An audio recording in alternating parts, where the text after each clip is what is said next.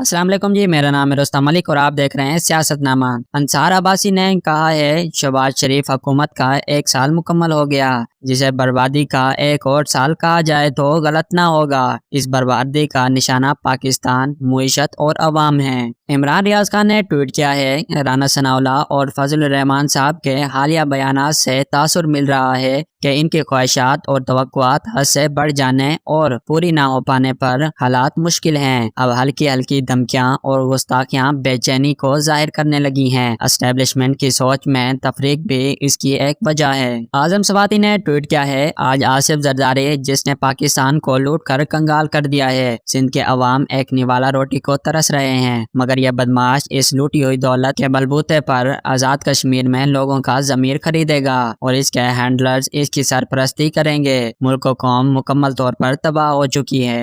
शाह महमूद कुरैशी ने ट्वीट किया है, अली अमीन गंडापुर और अली जैदी को जिस तरह मुज़ायका खेज इल्जामात और केसेस की बुनियाद पर इंतकाम का निशाना बनाया जा रहा है, इसकी मिसाल नहीं मिलती।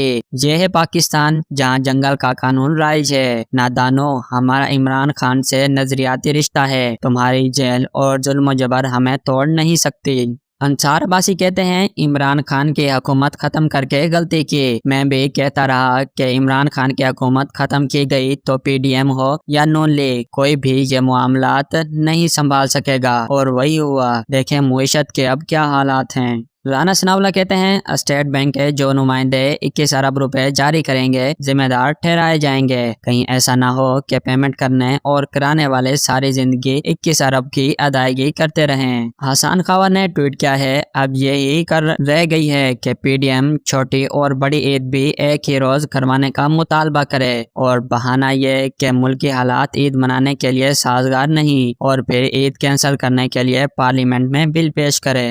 इमरान खान ने ट्वीट किया है, कौमी मीडिया पर तो हमारी आवाज बंद की जा चुकी है, चनाचा अब सोशल मीडिया को हज़फ बनाया जा रहा है। इतला तो ये भी है कि इंटरनेट की रफ्तार को कम करने के लिए केबल नेटवर्क्स के साथ मोटरवेज से भी छेड़छाड़ की जा रही है। ताकतवर तरफ का बिला खौफ एहतसाब पूरी ढिठाई से मुतहर्रिक है।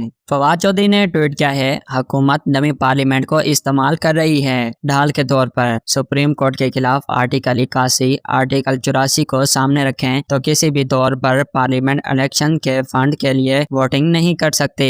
मुफ्ती महमूद और जुल्फकार भुट्टो को पता था इनकी औलाद गंदी निकलेगी, इसलिए इन्होंने इसको आइन में शामिल कर दिया था। फारूक हबीब ने ट्वीट किया है, इलेक्शन करवाने के लिए सुप्रीम कोर्ट के हुक्म के बावजूद पैसे नहीं है, लेकिन चीफ इलेक्शन कमीशन के घर की तामीर के लिए 10 करोड़ रुपए का टेंडर का इश्तिहार जारी हो गया है। शर्म खत्म हो गई है इनमें। अब सुप्रीम कोर्ट को इनके खिलाफ तौहीन अदालत की कार्रवाई करनी चाहिए। हमाद अजहर कहते हैं, हमारे दौर में आलमी मंडी में तेल $117 फी बैरल था, पेट्रोल की कीमत 150 रुपए लीटर थी। आज $75 फी बैरल पर पेट्रोल 282 रुपए फी लीटर मिल रहा है। आज $75 का तेल $117 के तेल से भी महंगा है। मसनूई तरीकों से डिफॉल्ट को रोकने से मजीद नुकसान कर रहे हैं।